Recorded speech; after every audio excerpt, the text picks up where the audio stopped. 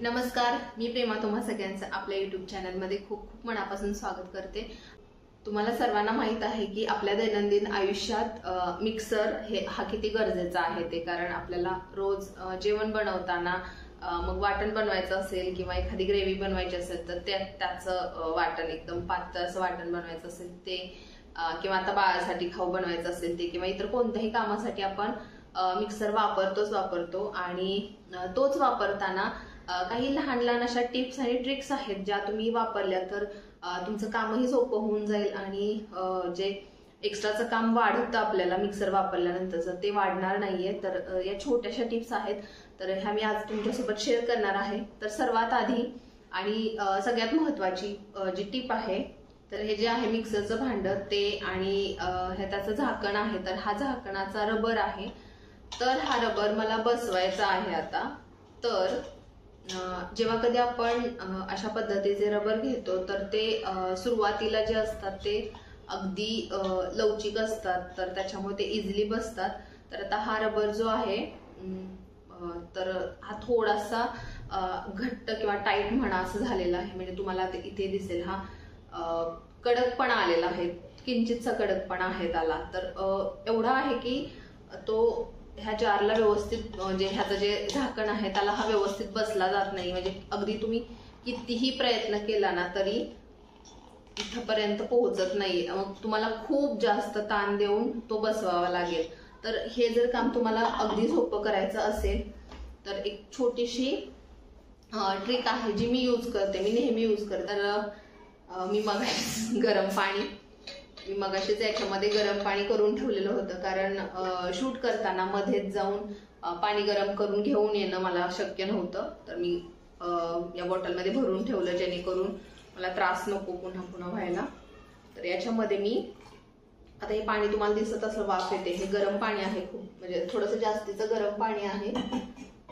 तर हे आता याला कडकपणा खूप आहे, तुम्हाला दिसत असेल व्हिडिओमध्ये। तर हे आपल्याला या गरम पाण्यामध्ये एक 15-20 सेकंद किंवा 30 सेकंद हवं तर तुम्ही ठेवा। तर याने काय होईल, ज्यावेळेला तुम्ही गरम पाण्यामध्ये असं हा रबर जो टाकून ठेवता तर त्याचे जे इलास्टिसिटी असते ती वाढते, तो त्याचा तुम्हाला लक्षात येईल। एकच एवढा गरम आहे की पाणी भासते। तर हा आता अगदीच 10 ते 15 मिनिट झाले, 10 ते 15 सेकंदच झालेला आहे। आणि तुम्ही बघा आता हा किती लवचिक झालेला आहे, बघा खूप पटकन लवचिकपणा इथे दिसतोय त्याचा। नाही, इकडे गेलं काय, थांब। हो, ससा लाव खाली असं बघितलं ससा आज जा बाळ, वाव जा।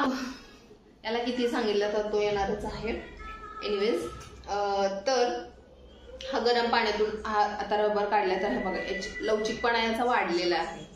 तर याच्यामुळे ही रिंग आहे ती इझिली बसते, जशी आधी बसली जात नव्हती किंवा हे बघा अशी ताणली जात नव्हती, तर आता ही इझिली ताणते आणि बसली जाते व्यवस्थित।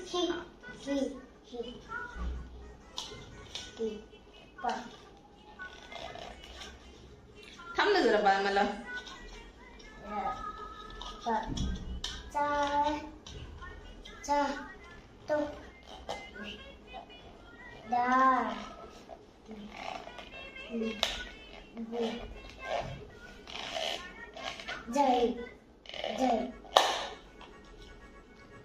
तर हे बघा आता या पद्धतीने हा बसलेला आहे।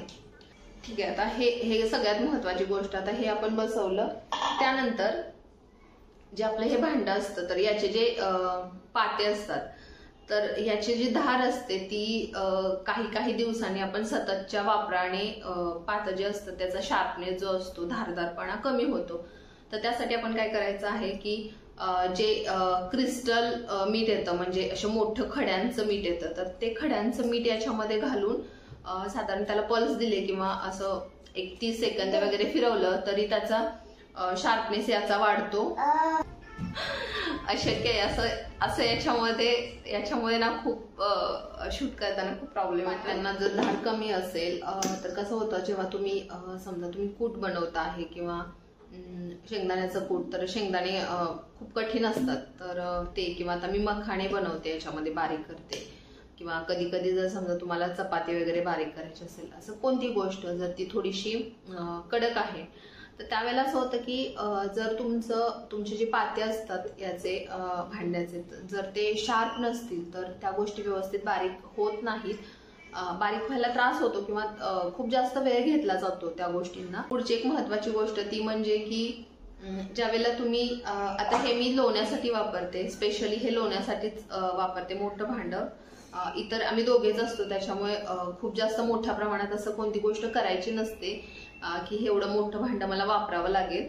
गरज पडली तर वापरते, पण अशी फारशी गरज नाही पडत. तर लोण्यासारखी एखादी गोष्ट असेल तर त्याच्यामध्ये काय होतं, तेलकटपणा खूप असतो लोण्याला, तर त्याचं भांड आतली पात किंवा पूर्ण भांड पण तेलकट झालेलं असतं, लोणी चिकटलेलं असतं त्याला, सोबतच हे सुद्धा तेलकट झालेलं असतं. तर यासाठी आपण काय करू शकता की गरम पाण्याचा वापर करू शकता. याच्यावरती गरम पाणी सोडलं तरीही ते क्लीन होऊ शकतं. आणि त्यानंतर एकदा त्याचं लोणी निघून गेलं, गरम पाण्यामुळे निघून गेलं की त्यानंतर तुम्ही मग साबण किंवा विम, कोणतंही विम असेल म्हणजे साबण असेल किंवा लिक्विड असेल तर त्याने हे स्वच्छ धुवू शकता. त्याने एकदम भांडं स्वच्छ होतं. आणि हे जे आतमध्ये पाती असतात तर याच्या आतमध्ये सुद्धा आपण एखादं वाटण केलं किंवा ग्रेव्ही केली, त्याचे कण अडकण्याची शक्यता असते. आणि जरी तुम्ही घासलं तर पातं जर शार्प असेल तर शक्यतो तुम्ही हाताने जेव्हा असं घासत असता, क्लीन करता, तेव्हा पातं हाताला लागण्याची खूप शक्यता असते आणि लागतं सुद्धा. मलाही बरेचदा लागलेलं होतं. तर असं लागू नये याच्यासाठी तुम्ही एक काम करू शकता की गरम पाणी जे आता मी बोलले तसंच चांगलं कडकडीत म्हणजे उकळतं पाणी वगैरे टाकलं तर त्या उकळत्या पाण्यामुळे किंवा गरम पाण्यामुळे आतली जी घाण असते ती निघते.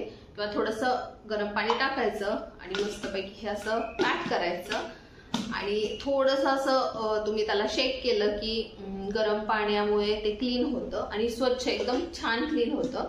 तर तुम्ही हे नक्की ट्राय करून बघा.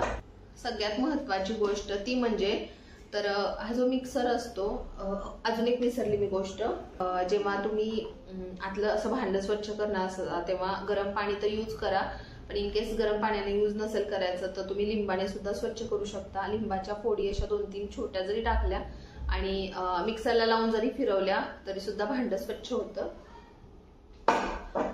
आता सगळ्यात महत्वाचं की आपण जो मिक्सर वापरतो तर जेव्हा कोणती गोष्ट आपल्याला बारीक करायची असेल, वाटण, ग्रेव्ही, आता मी लोणी करते ते, असं कधी कधी होतं, कधी कधी म्हणल्यापेक्षा बरेचदा होतं, जर क्वांटिटी जर वाढली त्या भांड्यामधली एखादी गोष्टीची तर ते साईडला निघतं आणि ते गळून गळून आपल्या मिक्सरवरती सुद्धा त्याचे डाग पडले जातात.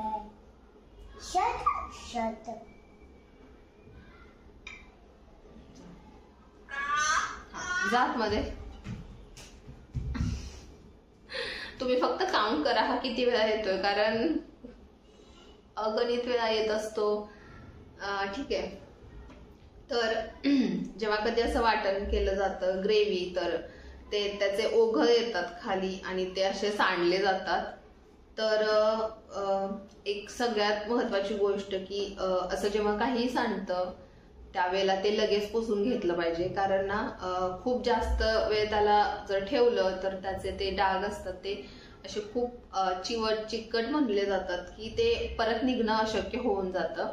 आणि अशक्य म्हणजे अशक्य पण नसतं, ते क्लीन करू शकतो. पण आता मी बरेच बघते लोक की पाण्याने वगैरे धुतात किंवा असे क्लीन करतात पाण्याने, पण मिक्सर ही आपण इलेक्ट्रिसिटी वरती चालणारी गोष्ट आहे आणि आपण मिक्सर त्याचं जे स्विच कनेक्शन असतं वायरचं ते आपण बोर्डला लावतो. आणि जर आपण जास्त पाण्याचा वापर केला आणि चुकून असं जर झालं की पाण्याचा अंश कुठे राहिला, ओलावा राहिला, तर ते धोक्याचं होऊ शकतं. तर पाण्याने कधी असं स्वच्छ करत जाऊ नका मिक्सर. पहिली गोष्ट सेफ राहा त्या बाबतीत. आणि ज्या ठिकाणी तुम्हाला असं वाटेल की आता आता इथे बारीकशी फट आहे किंवा काय, तर ती जागा आता इथे घाण अशी साठू शकते. तर अशी लहानशी काडी, तर हे काडीनं सुद्धा असं क्लीन होऊन जातं. तर हे माझं ऑलरेडी स्वच्छ आहे, त्याच्यामुळे आता इथे घाण पण तुम्हाला दाखवायला नाही. तर काडी किंवा इयरबड अशा गोष्टी तुम्ही क्लीन करू शकता. आणि जर तुम्हाला अगदीच डाग जे असतात, तर आता हे पाणी अजूनही गरम आहे, जर जे आपले डाग जे असतात वाटणचे किंवा ग्रेव्ही असेल त्याचे डाग असले, तर ते कोरड्या फडक्याने लगेच पुसून घ्या. आणि अगदी जर थोडंसं चिकट राहिलं असेल तर अगदी हलकसं पाणी, ओलसरपणा येईल असं घ्या आणि छानपैकी असं त्याला पुसून घ्या. पण पुसून घ्या, कुठेही अति म्हणजे पाण्याचा असा वापर करू नका. तर माझा मिक्सर हा ऑलरेडी स्वच्छच आहे, त्याच्यामुळे मी तुम्हाला असं काय अजून वेगळं दाखवू नाही शकत आहे किंवा तुम्हाला दाखवण्यासाठी असं मुद्दाम त्याला खूप घाण करू शकत नाही. कारण माझं पर्सनली असं मत आहे की आता ही एखादी गोष्ट वापरायचीच आहे तर ती थोडीशी स्वच्छ वगैरे टापटीपपणे आपण स्वतः वापरली पहिल्यांदाच, तर पुन्हा ते साफ करणं म्हणजे साफ करण्याला जेवढा वेळ लागतो ना, तो जरा जास्त लागतो. त्याच्यापेक्षा जेव्हा वापरली जाते तेव्हा जर त्याचे कण सांडले किंवा थोडीशी ग्रेव्ही सांडली, अजून जे काही असेल ते वाटण सांडलं, तर ते लगेच तिथल्या तिथे कपड्याने स्वच्छ करणं गरजेचं असतं. आणि मी ते स्वच्छ लगेच करते, जेणेकरून त्याचे डाग जास्त राहत नाहीत. तर तुम्ही सुद्धा एक गोष्ट नेहमी लक्षात ठेवा की जेव्हा कधी असं ग्रेव्ही कराल किंवा वाटण काही कराल, तेव्हा मिक्सरमधून कोणतीही गोष्ट सांडली तर लगेच तिथे पुसून घ्या. हलकासा ओला कपडा केला तरी पुसून लगेच निघून जातं.